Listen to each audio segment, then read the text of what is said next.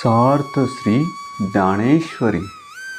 मित्रांनो, ज्ञानेश्वरी ऐकल्याने मनुष्याला जीवनामध्ये मनोवांछित फळ मिळते आणि मनुष्य निष्पाप होतो. तसेच मनुष्याला जीवनामध्ये सगळ्या सुखांचा उपभोग घेता येतो. मित्रांनो, ज्ञानेश्वरीचा पूर्ण लाभ होण्यासाठी हा व्हिडिओ शेवटपर्यंत ऐका आणि पुढचे सगळे अध्याय ऐकण्यासाठी चॅनलला आत्ताच सबस्क्राईब करा. आजपासून आपण 6व्या अध्यायाला सुरुवात करत आहोत. हा 6वा अध्याय म्हणजेच आत्मसंयम योग. यामध्ये आपण आज बघणार आहोत ओवी क्रमांक 1 ते 50. मग राया ते म्हणे संजयो, तोची अभिप्रावो अवधारिजो, कृष्ण सांगती जो योग रूप. नंतर संजय राजा धृतराष्ट्राला म्हणाला, श्रीकृष्णांनी योग रूपाचा मार्ग अर्जुनाला उपदेशिला तो ऐक.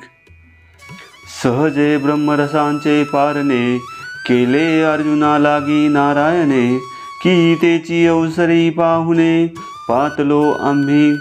देवांनी अर्जुनाला ब्रह्मरसाची मेजवानी केली आणि नेमके त्याच क्षणी आम्ही सहजच तेथे पाहुणे म्हणून जाऊन पोचलो.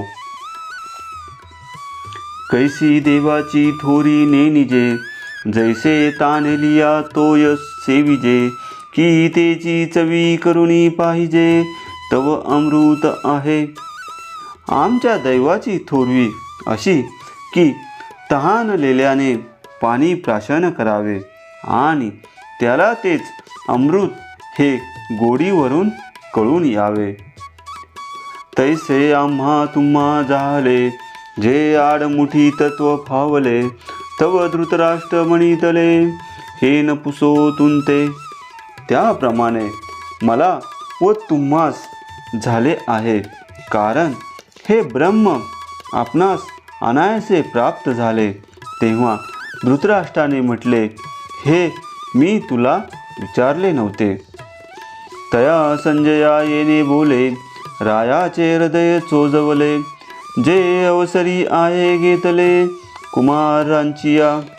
या बोलण्याने संजयाला धृतराष्ट्राचे हृदय मुलांविषयीची स्नेहाने यावेळी भारले असे कळून आले. हे जानुनी मनी हासिला, म्हणे म्हातारा मोहे नशिला, एरवी बोलू तरी भला झाला अवसरी ये. हे लक्षात घेऊन संजय मनात हसला आणि आपल्याशीच म्हणाला, म्हातारा म्हणजेच धृतराष्ट्र पुत्र मोहाने व्यर्थ गेला आहे. यावेळी प्रतिपादन तर फार चांगले झाले आहे. परी ते तैसे कैसेनी होईल, जात्यांधा कैसे पाहेल, तेवीची येरुसे घेईल म्हणून बिहे. परंतु तो कृष्णार्जुन संवाद धृतराष्ट्राला गोड कसा वाटणार, असे कसे घडून येईल. जन्मांधाला म्हणजेच आंधळ्याला उजेड कसा दिसेल आणि तशात धृतराष्ट्र रागावेल म्हणून संजय उघडपणे बोलला नाही, पण मनातून तो घाबरला. परी आपण चित्ती आपुला, निकिया परी संतोषला, जे तो संवादू फावला कृष्ण अर्जुनांचा. परंतु श्रीकृष्णार्जुन संवाद बोलण्याची जी संधी प्राप्त झाली, त्यामुळे संजय आपल्या मनात खूप आनंदित झाला. तेने आनंदाचेनी धालेपणे, साभिप्राय अंतकरणे, आता आदरेसी बोलणे घडेल तया. त्या आनंदाच्या समाधानाने श्रीकृष्णाच्या बोलण्याचा अभिप्राय मनामध्ये घेऊन तो धृतराष्ट्रास आनंदाने सांगता येईल. तो गीते माझी षष्टीचा, प्रसंगू असे आयनीचा, तैसा क्षीरार्णवी अमृताचा निवाडू झाला. तसेच गीता ग्रंथातील 6व्या अध्यायाच्या निरूपणाचा प्रसंग मोठा महत्त्वपूर्ण आहे. ज्याप्रमाणे क्षीरसागरातून अनेक रत्नामधून अमृत प्राप्ती महत्त्वाची होती, तैसे गीतार्थाचे सार जे विवेक सिंधूचे पार. नाना योग विभव भंडार उघडले का.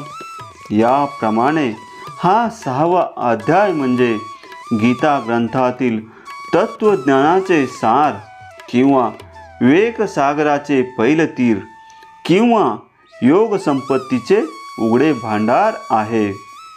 जे आदी प्रकृतीचे विसवणे, जे शब्द ब्रह्मासी न बोलणे, जेथून गीतावल्लीचे ठाणे प्ररोह पावे. जे आदिमायेचे विश्रांती स्थान, ज्यांच्या वर्णनाला वेद समर्थ नाहीत, जेथून गीतारूपी लतेच्या स्वरूपाला अंकुर फुटतो. तो अध्याय हा 6वा वरी साहित्याची या बरवा. सांगी जेल म्हणून परिसावा चित्त देऊनी. तो हा 6वा अध्याय विशेषतः साहित्यातील ललित गुणाने चांगल्या प्रकारे खुलवून सांगितला जाईल, म्हणून मन लावून ऐकावा.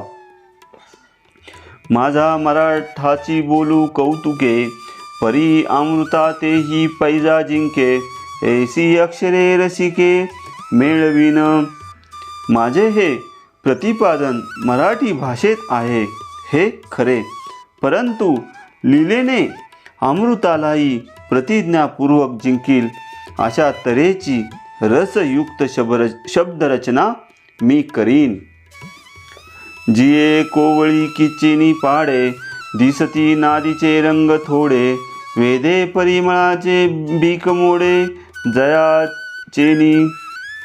ज्या अक्षराच्या मृदूपणाच्या बरोबरीत सप्त स्वरांनी कोमलता उनी ठरेल, त्याच्या मोहक गुणांपुढे सुगंधाची मळती कमी होईल. एका रसाळपणाची या लोभ, की सवनीची होती जिभा.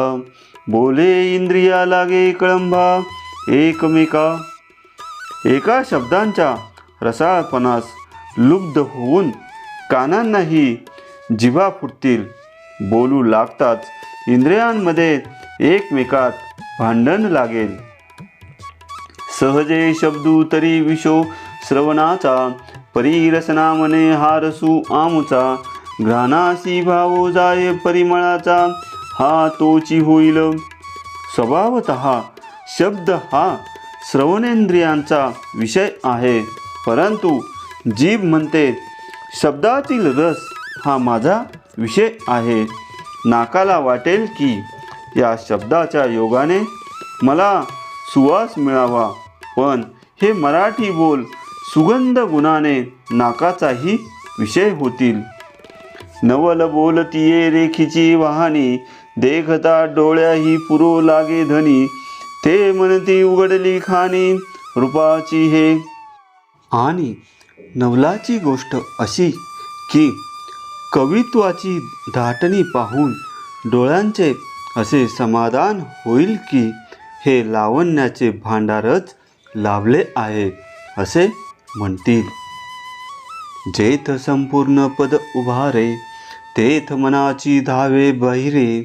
बोलू भुजाई आविष्करे आलिंगावया. ज्यावेळी संपूर्ण वाक्य रचले जाते, तेव्हा श्रोत्याचे मन त्याच्या भेटीकरिता बाहेर धाव घेते आणि शब्दांना दोन्ही हातांनी आलिंगन देण्यासाठी उत्कंठित होते. ऐसी इंद्रिये आपल्या भावी, झोंबती परी तो सारिसे पणेची बुझावी. जैसा एकला जग चेववी, सहस्र करू. याप्रमाणे इंद्रिये आपल्या इच्छेप्रमाणे माझ्या शब्दांशी लंगट करतील, परंतु हे शब्द सर्वांना सारखेच समाधान देतील. ज्याप्रमाणे एकटा सूर्य सर्व जगाला जागे करतो. तैसे शब्दाचे व्यापकपण देखीचे असाधारण, पाहतया भावज्ञा फावती गुण चिंतामणीचे. तसे या शब्दांचे व्यापकपणही असामान्य आहे हे लक्षात घ्या. त्याचे जे पठन करतील, भावार्थाचा विचार करून अभिप्राय जाणतील, त्यांना त्या शब्दांमध्ये चिंतामणीचे गुण दिसून येतील. हे आता राहू दे. अशी ही मराठी शब्दांची सुंदर ताटे, त्यात मोक्षरसाची पक्वाने वाढून मी निष्काम ज्ञानी जनांसाठी ही ग्रंथरूपी मेजवानी केली आहे.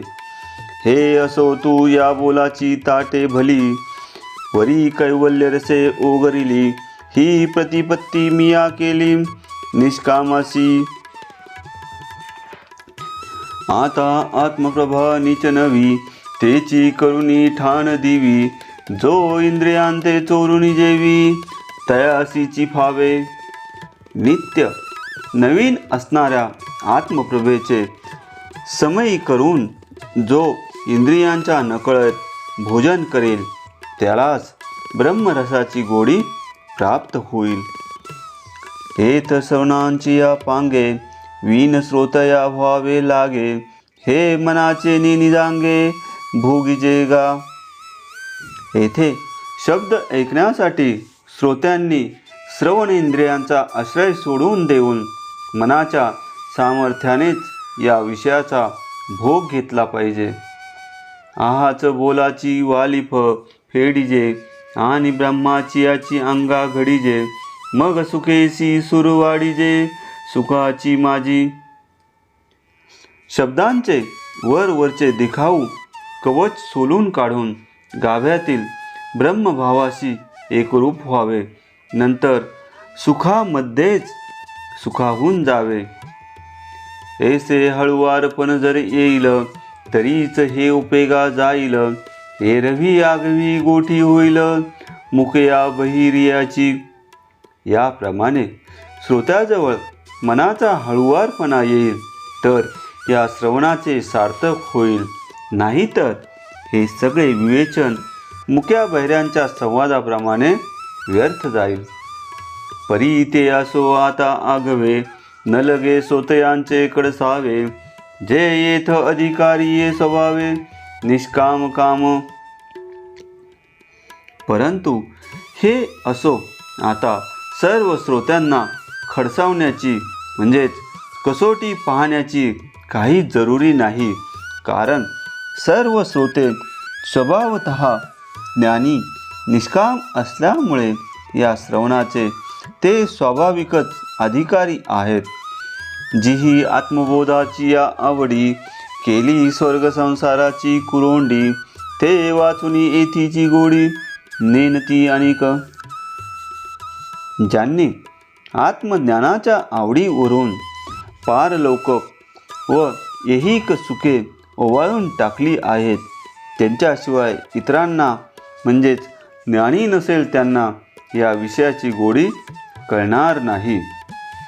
जैसा वायसी चंद्र नोळखीजे, तैसा ग्रंथू हा प्राकृती नेनिजे, आणि तो हिमांशूची जेवी खाजे चकोराचे. ज्याप्रमाणे कावळ्यांना चंद्र ओळखता येत नाही, त्याप्रमाणे सामान्य संसारी जनांना हा ग्रंथ कळणार नाही. आणि जसे चकोर पक्षीच चंद्रकिरणांचे सेवन करू शकतात, तैसा सज्ञानासी तरी हा ठावो, आणि अज्ञानासी आन गावो, म्हणून बोलवया विषय पाहावो विशेष नाही. त्याप्रमाणे जे ज्ञानी आहेत त्यांना हा ग्रंथ विश्रांतीचे स्थान आहे. अज्ञानी लोकांचा गाव दुसरा आहे. म्हणून याविषयी विशेष बोलावे असे नाही. परी अनुवादलो मी प्रसंगे, ते सज्जनी उपसहावे लागे, आता सांगेन काय श्रीरंगे निरोपिले जे. परंतु बोलण्याच्या ओघात जे मी बोललो त्याबद्दल साधू संतांनी क्षमा करणे उचित आहे. आता श्रीकृष्ण जे बोलले ते मी सांगतो. ते बुद्धी अकळिता सांकडे, मनवनी बोली विषया सांपडे. परी निवृत्ती कृपादीप, उजेडी येन देखेन मी. श्रीकृष्णाचे प्रतिपादन बुद्धीला आकलन होणे तसे कठीणच आहे. मग ते शब्दांत गोवणे अशक्यच आहे. तरी पण माझे सद्गुरू निवृत्तीनाथ यांच्या कृपा प्रकाशाने मला त्याचे ज्ञान होईल. जे दिठी न पविजे ते दिठी बिन देखिजे, जरी अतिंद्रिय लाहिजे ज्ञानबळ. जे दृष्टीला दिसत नाही ते दृष्टीशिवाय पाहता येते, परंतु त्यासाठी अतिंद्रिय ज्ञानाचे सामर्थ्य अंगी पाहिजे. ना तरी धातू वादाही न जोडे, ते लोहीची पंधरे सांपडे. जरी दैव योग चढे परिसू हाता. असे पहा, सुदैवाने परीस जर हाती आला तर किमयेच्या योगानेही प्राप्त न होणारे उत्तम सोने लोखंडातच मिळेल. तैसी सद्गुरु कृपा होय, तरी करिता काय आपुनो हे. मनवुनी ते अपार माते आहे, ज्ञानदेव म्हणे. त्याप्रमाणे सद्गुरु कृपा झाल्यावर काय साध्य होणार नाही. माझ्यावर ती कृपा अगणित आहे असे ज्ञानदेव म्हणतात. तेने कारणे मी बोलेन, बोली अरूपाचे रूप दाविन. अतिंद्रिय परिभोगविन, इंद्रियान करवी. त्या गुरुकृपेच्या आधारानेच माझ्या शब्दातून निराकार अशा परब्रह्माला मी साकार करीन, जे इंद्रियांना गोचर नाही. त्याचा इंद्रियांकडून अनुभव आणून देईल. ऐका यश श्री औदार्य, ज्ञान वैराग्य ऐश्वर्य, हे सारेही गुणवर्य वसती जेथ. ऐका, यश, श्री, औदार्य, ज्ञान, वैराग्य व ऐश्वर्य हे 6 गुणांचे वैभव जेथे वास्तव्य करतात. मनोनी तो भगवंतू, जो निसंगाचा सांगा तू. तो म्हणे पार्था दत्त चित्तू, होई आता. म्हणून त्याला भगवंत म्हणतात आणि सर्व संग परित्याग केलेल्याचा सोबती आहे. तो श्रीकृष्ण म्हणाला, पार्था आता इकडे लक्ष दे. श्री भगवानुवाच, अनिश्रितः कर्मफलं, कार्यं कर्म करोति यः, स संन्यासी च योगी च निरग्न चक्रियः. भगवान श्रीकृष्ण म्हणाले, कर्मफलाचा आश्रय न करता जो विहित कर्मे करतो तोच खरा संन्यासी व तोच योगी होय. केवळ अग्निहोमाचा त्याग करणारा अथवा निष्क्रिय मनुष्य संन्यासी किंवा योगी नाही. ऐके योगी आणि संन्यासी जनी, हे एकची सिनाने झनी मानी. एरवी विचारी जती जवून दोन्ही, तव एकची ते. अर्जुना, ऐक, या जगात निष्काम कर्मयोगी आणि संन्यासी हे दोन्ही एकच आहेत. कदाचित तू वेगळे मानशील, पण तसे मानू नकोस, कारण विचारांनी ते दोन्ही एकच आहेत. सांडिजे दुजया नामाचा आभासू, तरी योगू तोची संन्यासू. पाहता ब्रह्मी नाही अवकाशू, दोही माझी. नावांच्या वेगळेपणामुळे भासणारा दुजेपणा सोडून दिला तर योग तोच संन्यास होय. तत्वतः पाहिले तर ब्रह्मस्वरूपाच्या ठिकाणी दोघात अंतर नाही. जैसे नामाचे नि अनारिसेपणे, एका पुरुषांते बोलावणे. का दोहीन मार्गी जाणे, एकाची ठाया. ज्याप्रमाणे भिन्न भिन्न नावांनी एकाच पुरुषाला हाक मारतात किंवा एकाच स्थळी 2 मार्गांनी जावे. ना तरी एकची उदक सहजे, परी सिनाना घटी भरिजे, तैसे भिन्न तो हे जाणिजे योग संन्यासाचे. किंवा स्वभावतः एकच असलेले पाणी निरनिराळ्या भांड्यात भरले, परंतु ते एकरूपच असते. तसेच योग आणि संन्यास यामधील वेगळेपण आहे असे समज. ऐके सकळ संमते जगी, अर्जुना गा तोची योगी, जो कर्मे करुनी रागी, नोहेची फळी. ऐक, जो कर्म करूनही फळाविषयी आसक्त असत नाही, तोच या जगात सर्वानुमते योगी मानला जातो. जैसी मही हे उद्भिजे, जनी अहम बुद्धिविन सहजे, आणि तेथेची ती विजे अपेक्षिना. ज्याप्रमाणे ही पृथ्वी वृक्षादिकांना अहंकारा वाचून जन्म देते व त्यांना येणाऱ्या फलांची अपेक्षा ठेवत नाही, तसा अन्वयाचेनी आधारे जातीचेनी अनुकारे, जे जेने अवसरे करणे पावे. त्याप्रमाणे कुलधर्माला अनुसरून आपल्या जातीला अनुरूप असे जे उचित कर्म ज्या ज्या वेळेला करणे प्राप्त आहे त्या त्या वेळी तो करतो. ते तैसेची उचित करी, परी साठपून हे शरीरी, आणि बुद्धीही करोनी फळवेरी जायची ना. ते ज्याप्रमाणे योग्य प्रकारे करून, परंतु त्याचा देहअहंकार न बाळगता बुद्धीनेही मनात कर्माच्या फळाचा विचारही आणीत नाही. ऐसा तोची संन्यासी, पार्थागा परियेसी, तोची भरवसे नेसी योगीश्वरू. असा जो असेल तोच संन्यासी होय. अर्जुना ऐक, तोच खात्रीने योगीराज आहे असे समज. वाचुनी उचित कर्म प्रासंगिक, तया ते म्हणे हे सांडिन बद्धक, तरी टांकोटाकी आणिक एक मांडीची तो. ही योगयुक्ती न साधल्यामुळे जो स्वाभाविक नित्य नैमित्तिक कर्मे उचित असून बंधनकारक आहेत म्हणून सोडतो, परंतु ते कर्म सोडले की लगेच दुसरे एखादे कर्म करण्यास आरंभ करतो.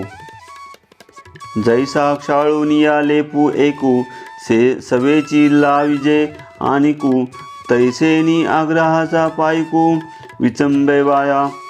ज्याप्रमाणे लेप धुवून टाकावा, लगेचच त्यावर दुसरा लेप लावणाऱ्या दुराग्रही चाकराप्रमाणे त्याची व्यर्थ कुचंबना होते. गृहस्थाश्रमाचे ओझे, कपाळी आदीची आहे सहजे, की तेची संन्यास वा ठेविजे सारीसे पुरती.